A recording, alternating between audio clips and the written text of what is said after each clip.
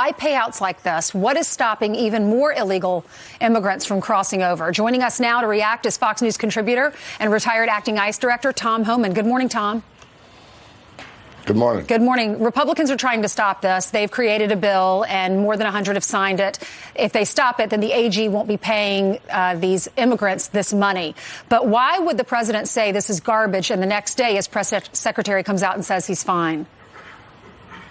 Because he doesn't know what's going on. I mean, it's obvious he never knows what's going on. But look, you know, the executive director of ACLU came out with a statement yesterday saying these families deserve to be compensated because of the crimes committed against them by the Trump administration. So, to Mr. Romero, let me educate you.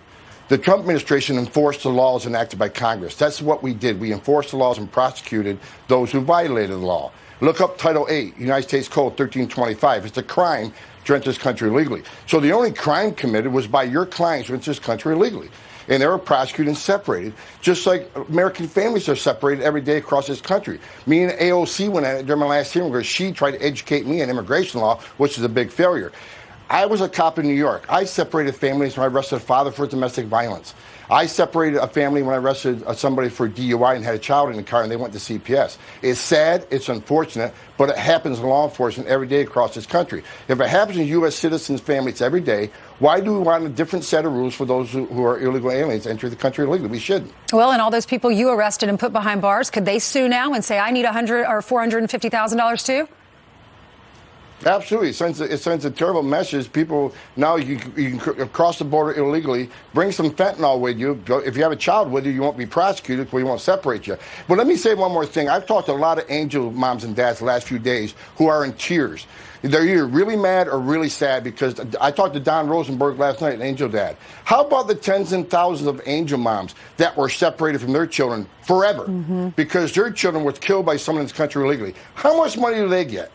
And you want to talk in these all these groups say, well, these families are brutalized and have all this emotional distress. How much emotional distress did angel moms and dad have when their child was killed by an illegal alien and they had to bury him? Yeah, that's a good point. What compensation do they get? This is ridiculous. It's disgusting. The American people need to call for this government to shut this down right now. They shouldn't get a dime. Real quickly, I want you to react to this. There was an immigrant, this just broke yesterday, there was an immigrant who claimed to be 17 years old, unaccompanied minor, he claimed, somehow got to Florida, lived with a sponsor family, and he stabbed the host dad to death. At least that's what authorities are saying. They're pointing it back to him.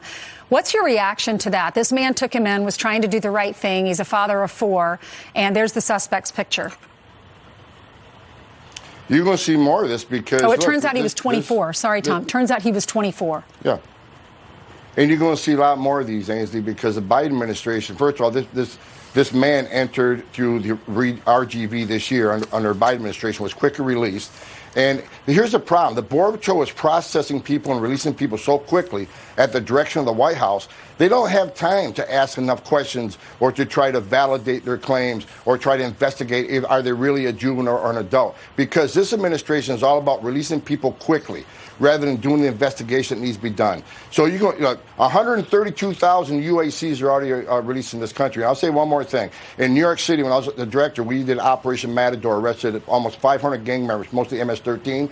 42% of them enter this country as UAC. So these UACs, unaccompanied alien children, aren't always who they claim to be. Many of them are adults. Many of them are coming here, they're gang members. So we need to really take our time and vet these people on the border, but this administration won't do it. Okay, Tom, thank you so much for joining us.